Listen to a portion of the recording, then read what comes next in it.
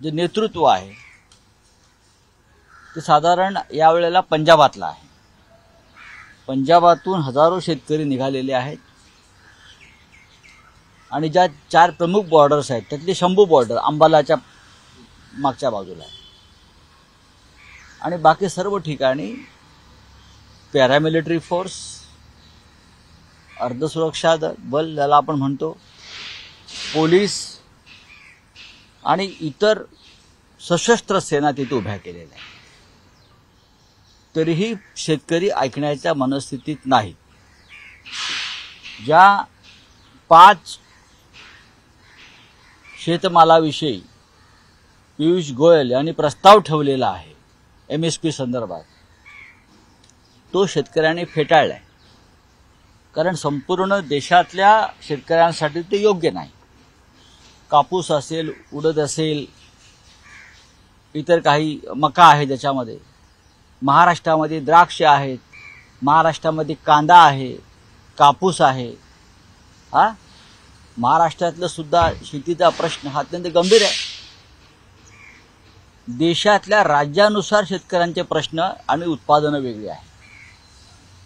अशा वेळेला देशातल्या शेतकरी नेत्यांनी एकत्र यावं आणि या विषयावरती एकत्र येऊन सरकारकडे मागणी करावी अशी त्या शेतकऱ्यांची भूमिका आहे।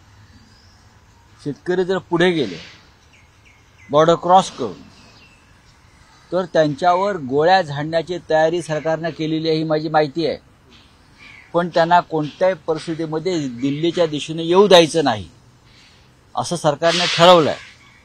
शेतकऱ्यांचे मुर्दे पडले तरी चालतील, पण शेतकऱ्यांच्या MSPला देण्यासाठी सरकार आपल्या तिजोरीत हात घालणार नाही। सरकारकडे इलेक्ट्रॉल बॉन्डच्या रूपाने भरपूर पैसे आहेत भाजपकडे, हजारो कोटी। PM केअर फंडामध्ये लाखो कोट्यावधी रुपये पडलेले आहेत।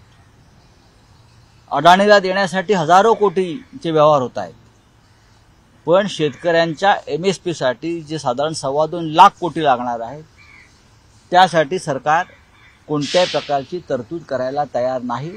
आणि त्याच्यामुळे आज पंजाबचा शेतकरी उठलाय, हळूहळू उत्तर प्रदेश, हरियाणा हा हिंदी पट्ट्यातला शेतकरी पुढे जातोय आणि देशभरातील शेतकऱ्यांच्या प्रश्नासाठी ते लढतायत।